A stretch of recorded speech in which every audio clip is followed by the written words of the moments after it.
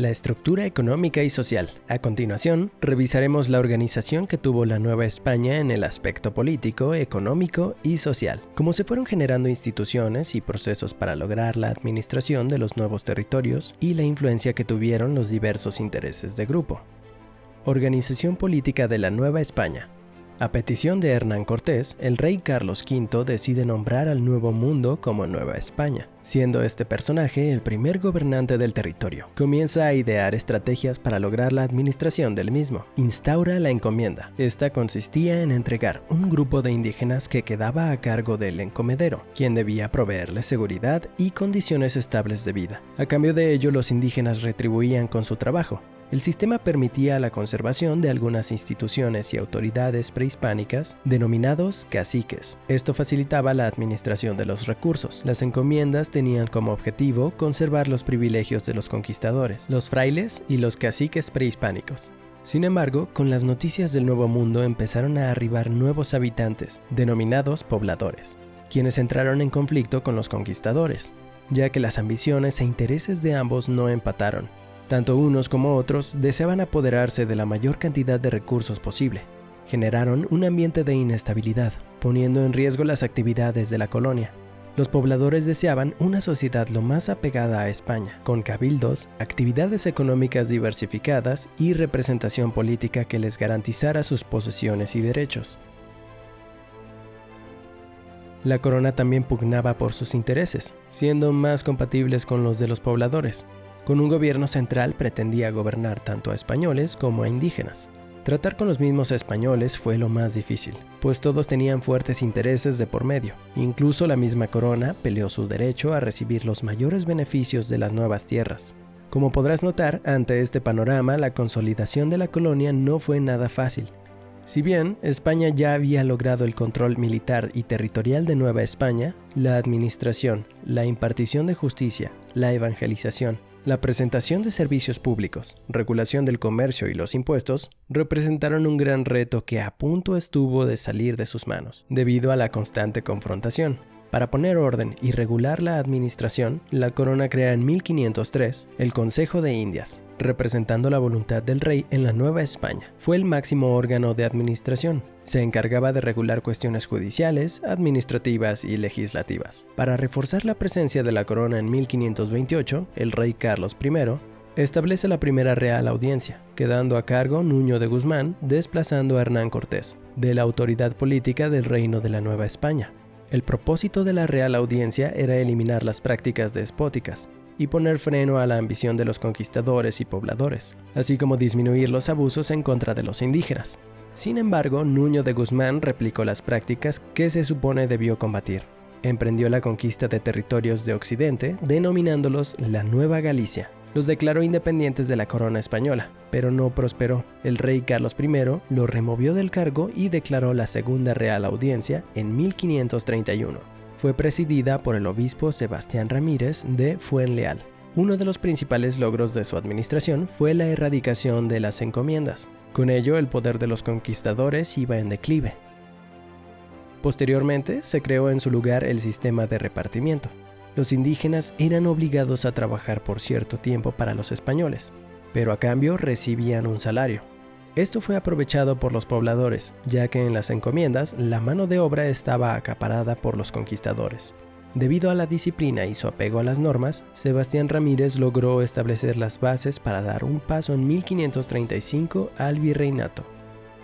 Poco a poco, los puestos clave de la Nueva España comienzan a ser ocupados por hombres ilustrados y cercanos a la nobleza española. El virreinato quedó en manos del virrey, siendo la representación directa del rey en la Nueva España. Con esta institución se cristalizaba el gobierno central. Este poder central se valió del apoyo de los gobiernos locales, los cuales comenzaban a migrar a las ciudades, estableciendo ayuntamientos alrededor de los cuales se instalaron los conventos e iglesias. Los poderes a nivel local también se fueron centralizando. Ante esto, el orden de los señoríos fue transitado a la usanza española. No obstante, prevaleció la diferenciación de cabildos, de indios y de españoles. Las nuevas instituciones generaron reajuste en la estructura prehispánica, reduciendo su influencia. Estructura económica. La regulación y administración de los territorios coloniales representó otro reto para la corona. Por ello, generó varias instituciones que le permitieran allegarse los recursos que por derecho creía que le pertenecía. La administración de la riqueza de la Nueva España recayó primero en la Casa de Contratación de Sevilla, establecida en 1503, la cual se encargaba de regular el tráfico de mercancías entre la Nueva España y la metrópoli, y recaudar los impuestos que de esta actividad se desprendían. En 1521 se instaura el sistema de cajas reales, encargadas de recabar los impuestos en las zonas más importantes del país. La primera de ellas se estableció en el centro del país, después se establecieron en los puertos y zonas económicas más activas de la colonia, como en Veracruz, Zacatecas, San Luis Potosí, entre otras. La Real Hacienda, instaurada en 1786. Gracias a las gestiones de José de Gálvez, esta se encargó de recabar los impuestos en la Nueva España. Su objetivo fue ordenar las finanzas, eliminar la duplicidad de impuestos y estandarizar los porcentajes de impuestos a cobrar. Como vimos en el tema de Mesoamérica, las actividades principales de los pueblos prehispánicos eran la agricultura, la guerra, el comercio y la artesanía. Durante la época colonial, las actividades se modificaban drásticamente, pues ya no se trataba únicamente de acciones de supervivencia, sino que se gestaba el germen de la acumulación. La minería constituyó una importante fuente de ingresos, especialmente la explotación de la plata. En Zacatecas, San Luis Potosí y Guanajuato se dio el mayor aprovechamiento de este mineral. Entre 1700 y 1800 se extrajeron poco más de 34,000 toneladas de plata, cuyo principal destino fue España. La agricultura y ganadería se desarrollaron de manera dinámica. Se introdujeron nuevos productos como la caña de azúcar, el trigo y el arroz. En la ganadería, el ganado bovino. Estas actividades fueron evolucionando al sistema de haciendas. A través de la tecnificación y mano de obra residente, se convertirían en núcleos económicos de gran trascendencia, tanto en el periodo colonial como posterior a él. El comercio evolucionó de manera exponencial. La oferta y la demanda de los nuevos productos se extendió más allá de la metrópoli, insertando a la Nueva España en las dinámicas mercantilistas mundiales. Para lograr la regulación, solo estuvo habilitado el puerto de Veracruz en la Nueva España y el de Sevilla en España. De esta manera se controlaba el flujo de mercancías y personas. Con el incremento de la actividad se empezaron a habilitar otros puertos, como el de Acapulco y el de Campeche. Gracias a esta actividad se comienza a extender el uso de la moneda. Elemento importante del crecimiento económico fue la posesión de la tierra, que en este periodo se clasificó en 3 categorías: tierras propias, las cuales pertenecían a los ayuntamientos y estos las arrendaban. Podrían ser estrictamente terrenos o edificio, casas o demás inmuebles. Tierras ejidales, exclusivas para la ganadería. La posesión podría ser tanto para españoles como para indígenas. Y las tierras comunales, cuya posesión estaba en las comunidades indígenas y las empleaban principalmente para la agricultura. Aparte de los grandes comerciantes y mineros, los indígenas también tenían que generar tributación, siendo estos los que realmente padecieron la carga hacendaria. Cada año tenían que entregar cierta cantidad de producto a la corona. Mantenían de manera permanente a los frailes y sacerdotes. Trabajaban las tierras y prácticamente el fruto de este trabajo era entregado a la iglesia, el Estado y la corona. La base económica del sistema colonial se mantenía en sus vasallos.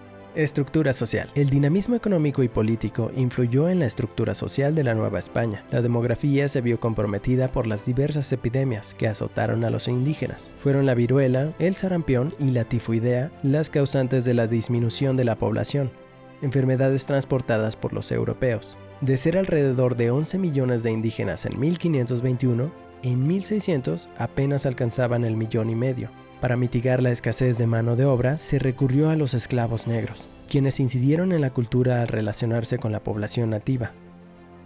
La migración a las ciudades modificó el estilo de vida de los indígenas. Tuvieron que adaptarse a un nuevo rol, desarrollar habilidades que les permitieran sobrevivir en el nuevo escenario. Una de esas habilidades fue aprender el idioma castellano para poder relacionarse. Algunos ofrecieron sus conocimientos para trabajar en las nacientes haciendas, o como arrieros transportando los productos entre las ciudades. Hubo quienes decidieron permanecer en el campo y seguir practicando la agricultura de subsistencia. Los caciques indígenas, gobernantes que lograron perdurar a pesar de la conquista y conservar algunos de sus privilegios, comenzaron a ser relegados de la escena nacional, perdiendo así su influencia.